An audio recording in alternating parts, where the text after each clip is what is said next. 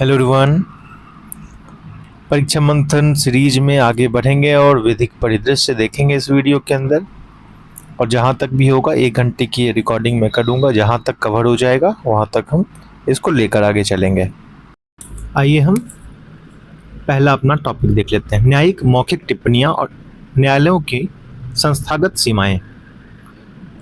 ये आपका प्रीलिम्स के लिए तो एक जरा भी ये इम्पोर्टेंट नहीं है, क्योंकि प्रीलिम्स में क्या ही पूछा जा सकता है इसमें। ठीक है, थोड़ा सा हम इसको स्पीड में चलेंगे। ठीक है, मई 2026 में भारत के मुख्य न्यायाधीश की अदालती मौखिक टिप्पणियों ने यह बहस फिर से तेज कर दी कि न्यायाधीशों की अभिव्यक्ति की सीमा क्या होनी चाहिए और न्यायिक आचरण के मानदंड क्या हैं।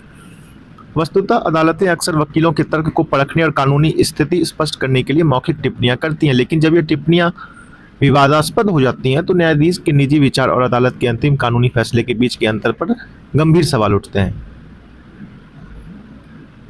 आइए इसमें देखते हैं, न्यायिक मौखिक टिप्पणियां। अदालती कार्रवाई के दौरान न्यायाधीशों द्वारा व्यक्त किए गए अनौपचारिक विचार, प्रश्न या अवलोकनों को न्यायिक मौखिक टिप्पणियां कहा जाता है। इनका प्राथमिक उद्देश्य निम्नलिखित होता है: कानूनी दलीलों की सत्यता, पेचीदा तथ्यों को परखना, कानूनी निर्णय के दूरगामी और व्यवहारिक परिणामों का आकलन करना, किसी अंतिम निर्णय पर पहुंचने से पहले दोनों पक्षों के दृष्टिकोण को गहराई से समझना। यह जानना आवश्यक है कि मौखिक टिप्पणियां कानूनी रूप से बाध्यकारी नहीं होती हैं। किसी भी अदालत का आधिकारिक और वैधानिक रूप केवल उसके हस्तांतरित लिखित निर्णयों और औपचारिक आदेशों में ही परिलक्षित होता है।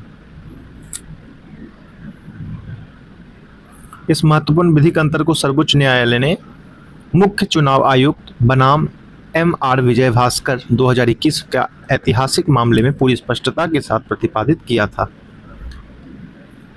तो इसमें क्या ही मैं पढ़ा हूँ, इसमें कुछ बोलने के लिए है नहीं, प्री के लिए इम्पोर्टेंट नहीं है उतना, इसमें समय वेस्ट हम नहीं कर सकते। ठीक है, आगे हम बढ़ते हैं। अब यहाँ पर देखिए कि सुप्रीम कोर्ट में 5 नए न्यायाधीशों की नियुक्ति हुई है। सुप्रीम कोर्ट में 5 नए न्यायाधीश की नियुक्ति के बाद अब जजों की कुल संख्या बढ़कर 37 हो गई। भारत के मुख्य न्यायाधीश सूर्यकांत ने हाल ही में नई दिल्ली में आयोजित एक समारोह में इन नए जजों को पद की शपथ दिलाई। नए जजों के नाम आपके सील नागू, चंद्रशेखर, संजीव, अरुण पल्ली, वरिष्ठ अधिवक्ता वेंकिता सुब्रमणी मोहना बार से सीधे नियुक्त हुई हैं। स्वीकृत पद क्या है? केंद्र सरकार द्वारा सुप्रीम कोर्ट के स्वीकृत पदों की संख्या को बढ़ाकर मुख्य न्यायाधीश सहित 38 कर दिया है और इन 5 जजों के शपथ लेने के बाद 38 के मुकाबले कुल कार्यकारी जजों की संख्या 37 हो गई, जिससे अब केवल एक पद ही रिक्त हैं। ओके, आगे बढ़ते हैं। विशेष उपलब्धि क्या है? वरिष्ठ अधिवक्ता मोहना की नियुक्ति के साथ शीर्ष अदालत में महिला न्यायाधीशों की संख्या बढ़कर 2 हो गई है। पहली महिला BV नागरत्ना है, जो कि CJI बनने वाली है। नेक्स्ट, अब देख लेते हैं शांति अधिनियम। शांति एक्ट क्या है? सस्टेनेबल एटॉमिक एनर्जी वाला ये है। ठीक है, अधिनियम 2025 जो US वगैरह के साथ कन्फ्लिक्ट हुआ था, उसके बाद सबके लिए ओपन किया गया था, ये वही है ये, जो भारत के परमाणु क्षेत्र में निजी और विदेशी भागीदारी को सक्षम करने वाला एक ऐतिहासिक कानून है। यह 1962 के पुराने कानून को निरस्त कर परमाणु ऊर्जा में निवेश बढ़ाकर 2047 तक 100 गीगावाट का क्षमता का लक्ष्य रखता है। कितना रखता है? ये इंपॉर्टेंट है, 100 गीगावाट। सरकारी एकाधिकार को समाप्त करके निजी कंपनियों को भी अधिकार देगा। ठीक है, यह कानून न केवल निजी कंपनियों को परमाणु संयंत्रों के लिए संचालन की अनुमति देता है, बल्कि परमाणु क्षति के लिए नागरिक दायित्व अधिनियम civil liability for nuclear damage act के तहत निर्धारित दायित्व व्यवस्था में भी व्यापक संशोधन करता है। यह कठोर दायित्व सिद्धांत पर आधारित है, लेकिन ऑपरेटर संचालक की देयता को सीमित करता है।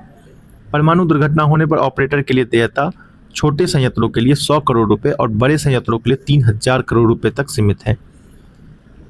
ठीक है, इंपॉर्टेंट फैक्ट है।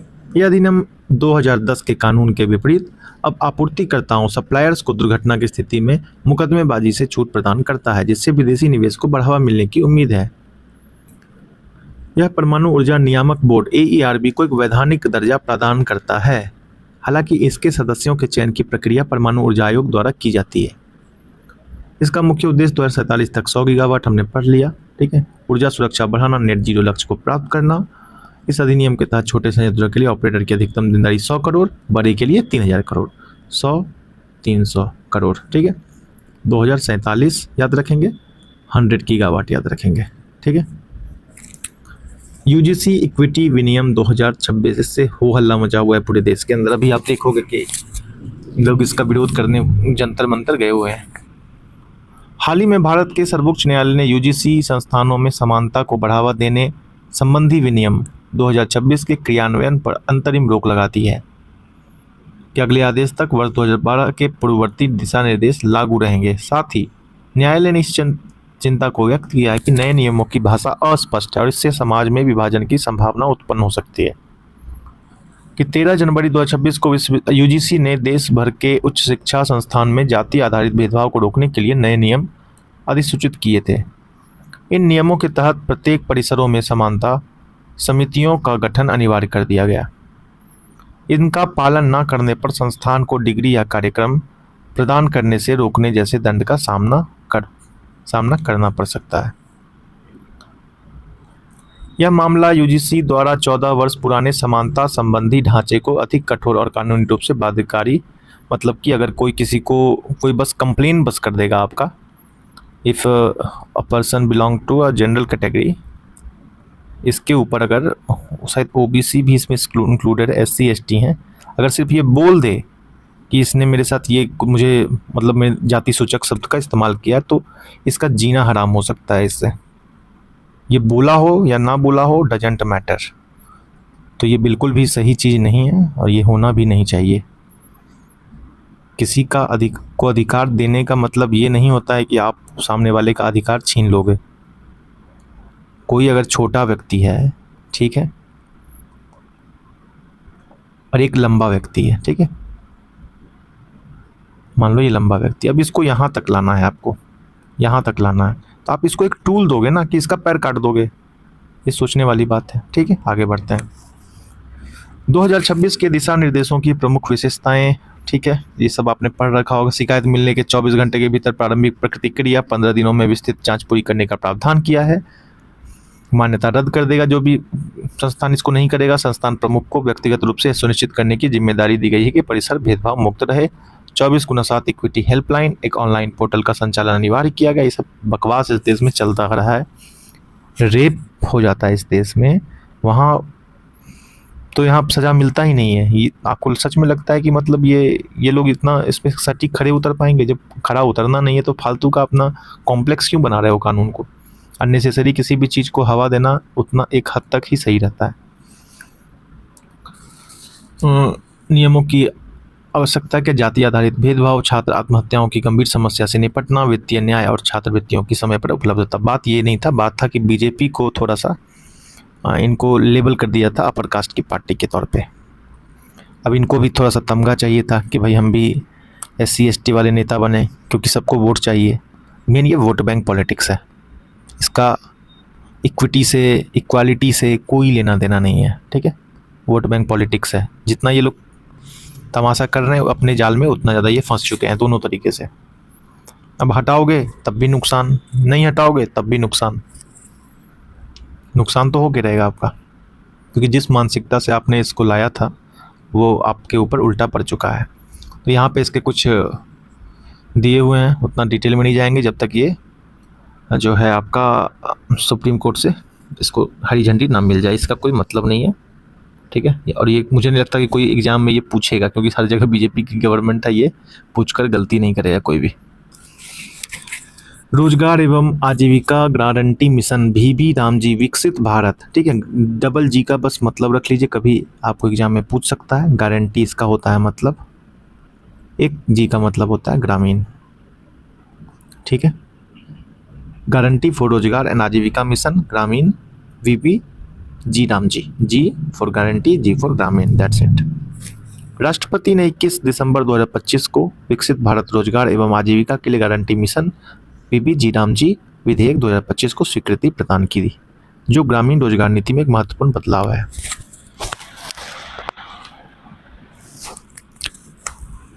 इसका ढांचा क्या है ये थोड़ा सा देख लेते हैं।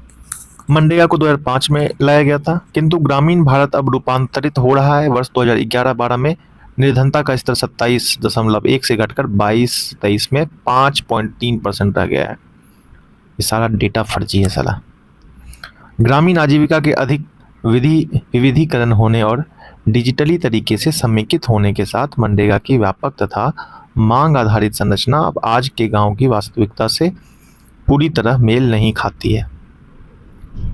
विकसित भारत जो है ये कानून इस संदर्भ का प्रत्युत्तर ग्रामीण रोजगार गारंटी को आधुनिक बनाने वगैरह को बढ़ावा देगा। ठीक है, इसका जो प्रमुख बिंदु है वो देख लेते हैं। मनरेगा का स्थान लेता है 100 दिन से बढ़ाकर 125 दिन कर दिया गया है, जिससे आय सुरक्षा सुदृढ़ होगी। 4 प्राथमिकता वाले क्षेत्रों में टिकाऊ ग्रामीण अवसंरचना के साथ मजदूरी रोजगार को जोड़ता है।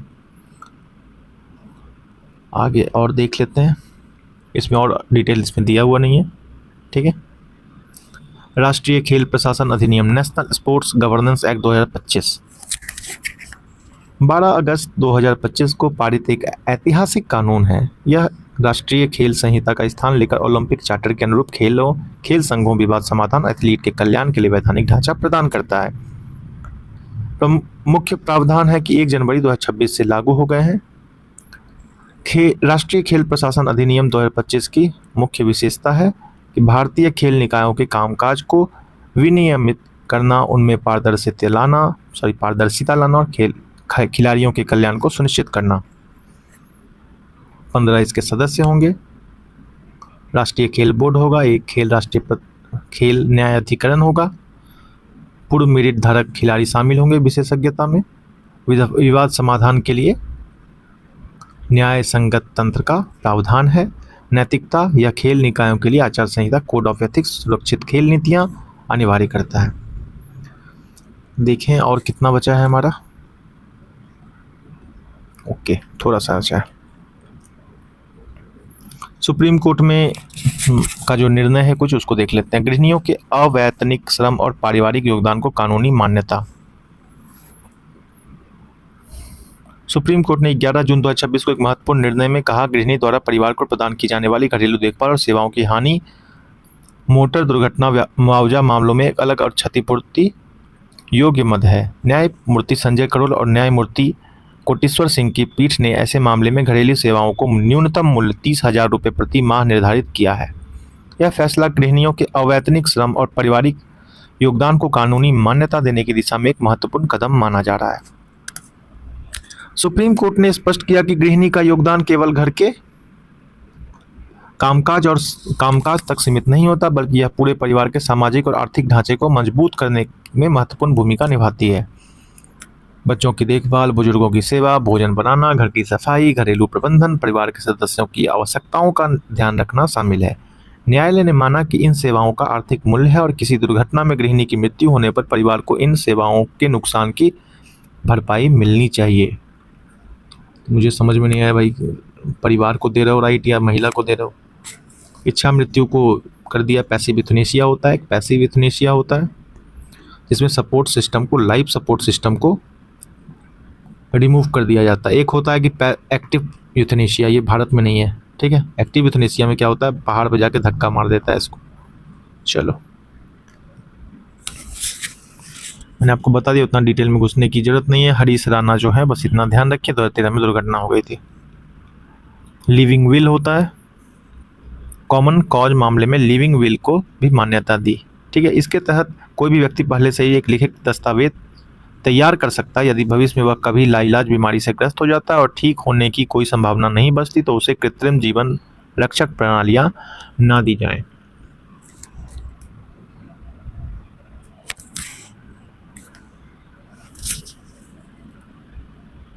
लेकिन इसका मिसयूज भी घर वाले कर सकते हैं। ठीक है, पैसिव यूथनेसिया मैंने बता ही दिया, सालों पर कॉमा में है, ठीक होने की संभावना नहीं, सपोर्ट सिस्टम हटा तो मर जाएगा। धर्म परिवर्तन करने वाले व्यक्ति का अनुसूचित जाति का दर्जा समाप्त। ठीक है, चिथानंदा आनंद बनाम आंध्र प्रदेश राज्य, क्रिश्चियन जो थे वो उन्होंने ले रखा था, उसका कैंसिल हो गया था। आदिवासी लोगों का इससे नुकसान होता है। आदिवासी महिलाओं के उत्तराधिकार का अधिकार। आदिवासी महिलाओं के संपत्ति अधिकारों का मुद्दा संवैधानिक संरक्षण, लैंगिक समानता, स्वदेशी पहचान के त्रिकोण पर खड़ा है। जहां हिंदू उत्तराधिकार अधिनियम 1956 बेटियों को पैतृक संपत्ति में समान अधिकार देता है, वहीं एसटी को इस कानून के दायरे से बाहर रखा गया है, जिसमें एक गंभीर कानूनी विसंगति उत्पन्न होती है। तो झारखंड में भी एक है कि आप वहाँ के आदिवासी जो होते हैं अपना ज़मीन नहीं बेच सकते। जो CNT वाला जो लैंड होता है, इससे उसका कितना नुकसान हो रहा है। पूरा दलाल जो है देवघर जैसे जगहों पर पूरा दलाल जो है एक्टिव है, सारी ज़मीनों को सस्ते दाम पर लेकर के काफ़ी महंगे में वो बेच देते हैं। लोग वहाँ पे बस भी रहे हैं, बाद में उनको हटाना इतना आसान रहेगा नहीं। और वही अगर उनको राइट दे देता कि अपनी आप ज़मीन बेचो तो उनको अच्छा खासा दाम मिलता देवघर के अंदर कोई भी जगह अगर झारखंड में, तो उसका नुकसान है ये।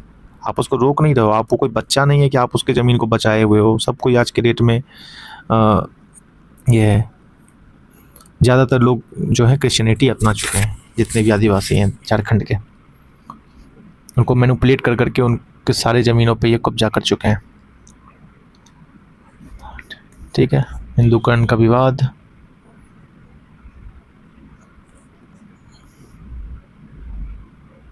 अनुच्छेद 14 को ये कुछ है कि महिलाओं को जो कौन कौन सा आर्टिकल के तहत ये किया जा रहा है, तो उतना हम लोग अंदर नहीं घुसेंगे। दोहरी डिग्री अब मान्य मैंने खुद कर रखा है। विश्वविद्यालय यूजीसी ने 2022 से एक ही शैक्षणिक वर्ष में 2 डिग्री या डिप्लोमा को विधिक मंजूरी दी है, जिसे 2025 में संशोधित दिशा निर्देशों के साथ सुदृढ़ किया गया है। दोहरी डिग्री के लिए मुख्य नियम क्या है? 2 regular, 1 regular plus online distance या 2 ऑनलाइन डिग्री ली जा सकती है। ठीक है, मासिक धर्म पीरियड्स वाला जो होता है अनुच्छेद 21 के अंतर्गत इसको एक्सेप्ट किया गया। नार्को टेस्ट पर सुप्रीम कोर्ट का निर्णय। अमलेश कुमार बनाम बिहार राज्य मामले में पटना उच्च न्यायालय ने आदेश को रद्द कर दिया, जिसमें अनैच्छिक नार्को परीक्षण की अनुमति दी गई थी। यह फैसला अपराध जांच में नैतिकता व संवैधानिक अधिकारों की रक्षा की दिशा में एक महत्वपूर्ण संकेत माना जा रहा है। नार्को टेस्ट वही होता है कि सोडियम, ये पूछ सकता है एग्जाम में, सोडियम पेंटोथोल जैसे बारबीयूरेट्स दिए जाते हैं ताकि उनकी झिझक कम हो, वे अधिक स्पष्ट रूप से जानकारी साझा करें। छिपे हुए तथ्य को उजागर करना एक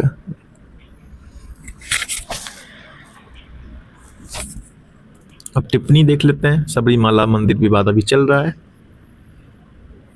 और सरकार और सुप्रीम कोर्ट आमने सामने है इस मामले पे। 9 न्यायाधीशों की एक बड़ी संविधान पीठ के समक्ष उन पुनर्विचार याचिकाओं पर सुनवाई करने का निर्णय लिया है जो 2018 के ऐतिहासिक फैसलों को चुनौती देती है।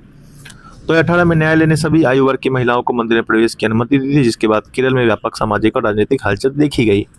सबरीमाला के बारे में जान लें कि केरल के पेरियार टाइगर रिजर्व की पहाड़ियों में स्थित यह मंदिर दक्षिण भारत के सबसे पवित्र स्थलों में से एक है। भगवान अयप्पा को समर्पित है। शिव और मोहिनी का पुत्र माना जाता है अयप्पा को। यहाँ भगवान अयप्पा नैष्ठिक ब्रह्मचारी रूप से विराजमान है। इसी मान्यताओं के कारण पारंपरिक रूप से 10 से 50 वर्ष की आयु की महिलाओं का प्रवेश वर्जित रहा है। भारत में व्यंग्य की स्वतंत्रता पर रोक। हाल ही में भारत सरकार ने राष्ट्रीय सुरक्षा का हवाला देते हुए एक व्यंग्यात्मक कार्टून वीडियो की ऑनलाइन उपलब्धता को रोक लगाया गया था। यहाँ पर उसके बाद बहस चालू हो गई। ये क्या किसमें कवर होगा? 19(1) में। ठीक है, 19(2) में राज्य को यह शक्ति देता है कि वह भारत की संप्रभुता और अखंडता की सुरक्षा करेगा। 19(1) के तहत प्रेस का आपका अभिव्यक्ति की आज़ादी है। आगे बढ़ते हैं। एजुस डेम जेनरिस सिद्धांत क्या है?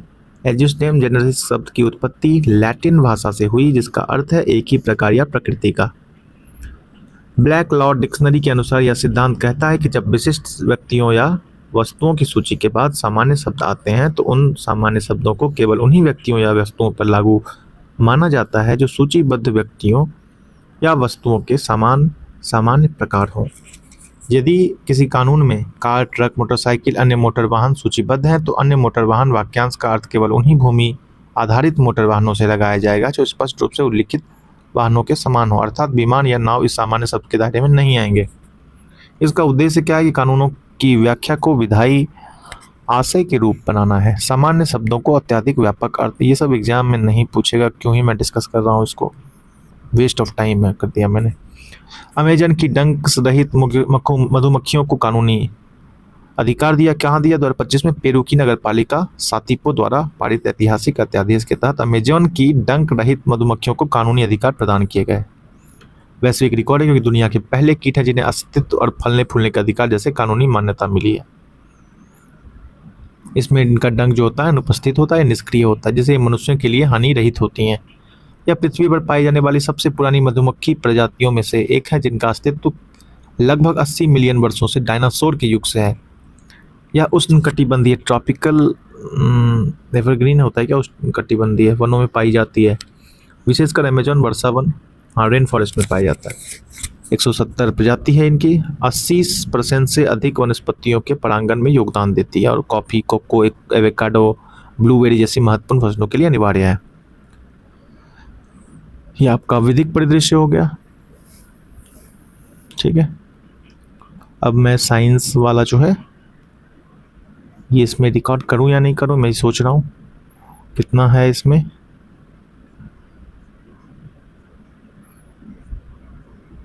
ठीक ठाक कंटेंट है तो इसको अलग से करना ज़्यादा सही रहेगा, नहीं तो बीच में मुझे ये रोकना पड़ेगा। ठीक है, थैंक यू फॉर वॉचिंग, मिलते हैं नेक्स्ट वीडियो में।